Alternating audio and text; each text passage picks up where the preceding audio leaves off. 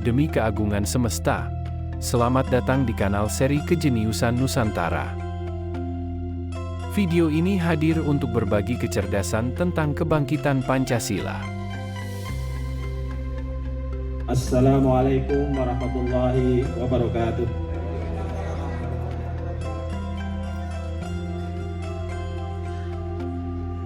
Salam Nusantara, salam Indonesia, salam Pancasila.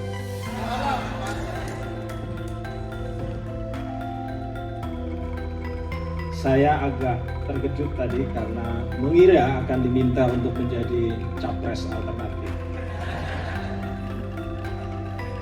Ternyata hanya diminta untuk mengantarkan sekabur sirih kegiatan yang kita adakan pada sore hari ini. Tentu saja itu mudah, tapi jauh lebih mudah jika kita punya presiden yang berjiwa Pancasila.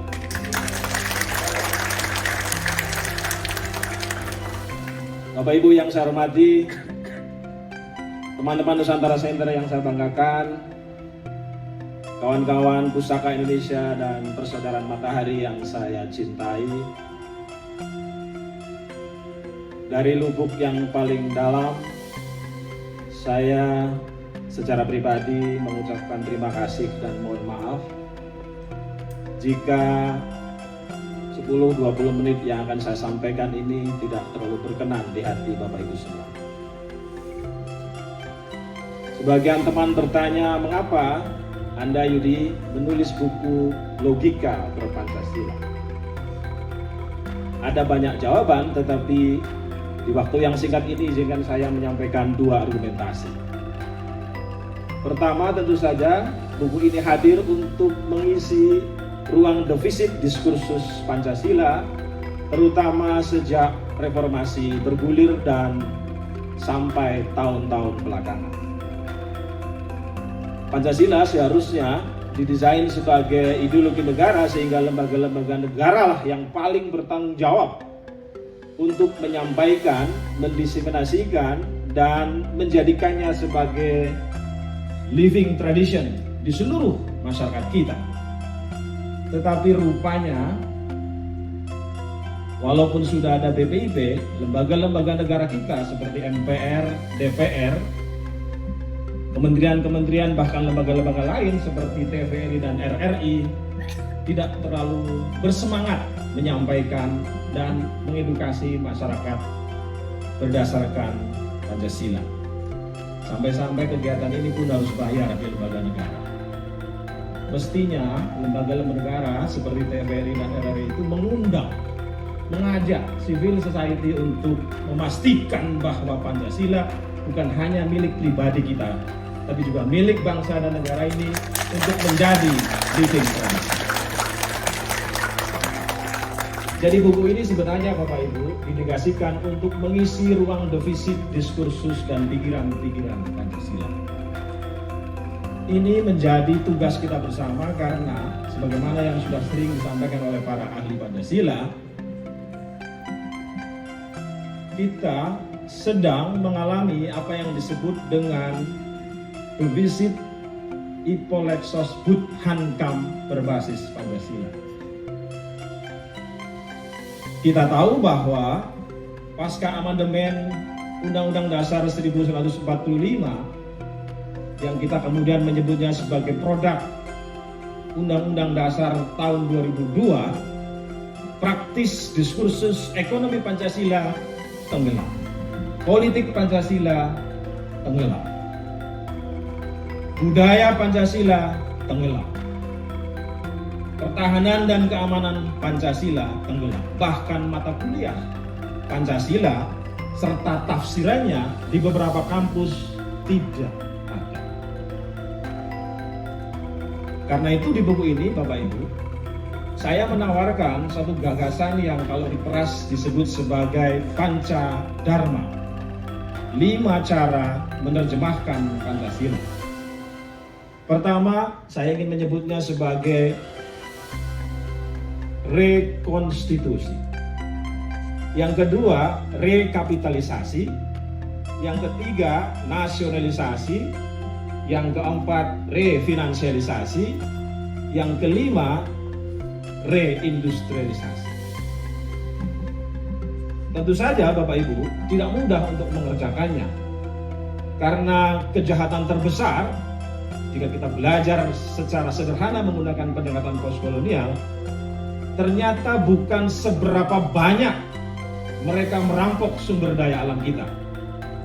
Hampir 300 tahun plus 70 tahun kita merdeka, perampokan sumber daya alam itu dilakukan secara terus-menerus sampai kering kerontang.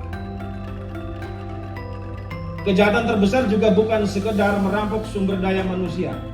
Sampai hari ini kita adalah pengekspor babu-babu terbesar di dunia dan di akhirat.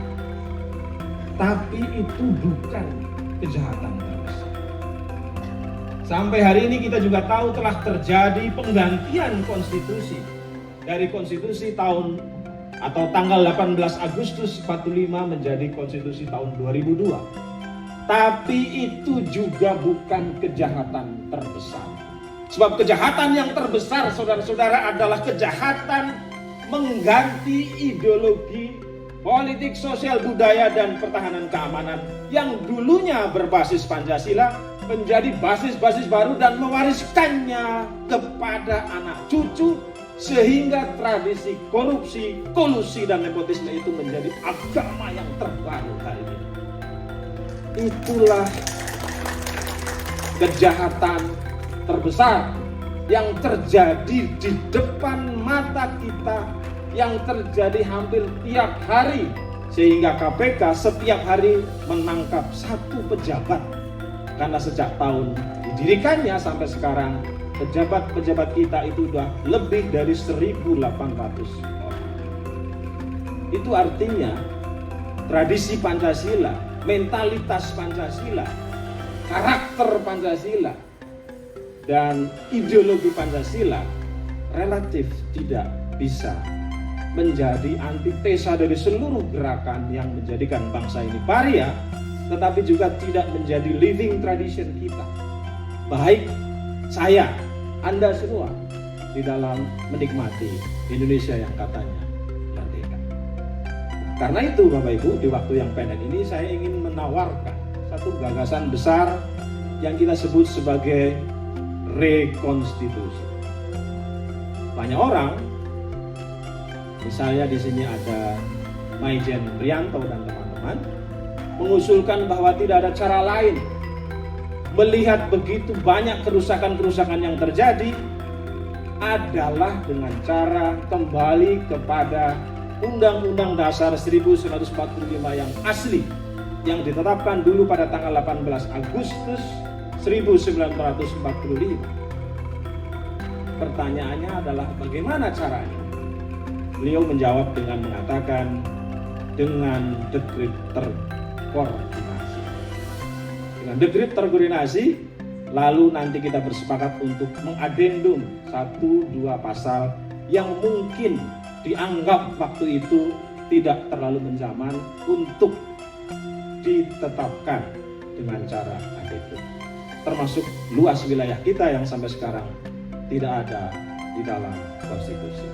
Termasuk di dalamnya soal batasan seberapa lama seorang presiden bisa menjabat di sebuah negara yang kita sebut Republik Indonesia. Jadi proses rekonstitusi ini menjadi penting karena kita tahu bahwa yang terburuk dari seluruh hulu yang kemudian kita sebut sebagai hilir amandemen adalah pilpres langsung. Pilpres langsung itu di samping memakan biaya yang sangat banyak, tetapi juga beresiko sangat luar biasa. Pembelahan masyarakat di sana dan di sini, pembelahan masyarakat kemudian menghasilkan konflik bahkan perceraian terjadi dan lebih menajam ketika masuk ke wilayah pilkades, pilbuk, pilwakot, dan pil-pil yang lain yang kemudian menghilangkan pil-KB. Jadi Bapak Ibu, ada banyak sekali ekses-ekses dari konstitusi yang baru yang dulu diangankan menjadi perbaikan dari konstitusi lama, Tetapi karena ia tidak digali berdasarkan satu mentalitas yang binding dengan Pancasila, akhirnya semua orang yang tidak berdosa seperti kita menerima akibatnya. Karena itu kita bisa simpulkan dari sekian banyak orang yang mengkaji soal-soal itu, ada Profesor Kailan, ada Profesor Effendi, ada beberapa jenderal yang juga sudah memahami itu, sesungguhnya adalah kita tercerabut seluruh Ipolexos Bud Hankam yang tidak lagi berbasis Pancasila. Jadi diskursus kenusantaraan hilang, diskursus mentalitas Pancasila meredup, diskursus soal ruh, mentalitas Nusantara, mentalitas Indonesia, Indonesian Studies, Nusantara Studies itu hilang, bukan hanya dibunuh, tapi juga dilarung ke lautan. Karena itu, ketika Mas Setio dan teman-teman mengajak untuk melakukan pagelaran kebangkitan Pancasila dengan sepenuh hati dan sepenuh jiwa, saya mengatakan siap untuk dilaksanakan.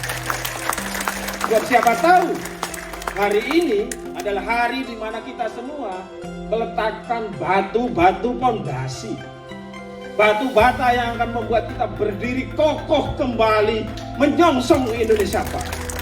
Indonesia yang tidak mengkhianati konstitusi, sebab berkonstitusi adalah bernegara dan bernegara adalah berkonstitusi, tetapi juga tidak mengkhianati dan memunggungi para pikiran pendiri republik yang kita tahu menurut kajian-kajian spiritual, para pendiri republik itu ketulusannya jauh melampaui politisi-politisi hari ini.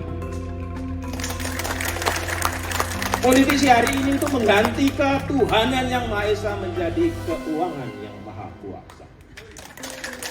Itu artinya dari lubuk yang hati paling dalam, para pendiri republik memiliki mentalitas ikhlas, mentalitas hening, mentalitas bahwa hidup sesungguhnya adalah singular, satu kesatuan yang tidak boleh ada dasain dan desolen, kecuali bahwa ia dari Tuhan, untuk Tuhan, dan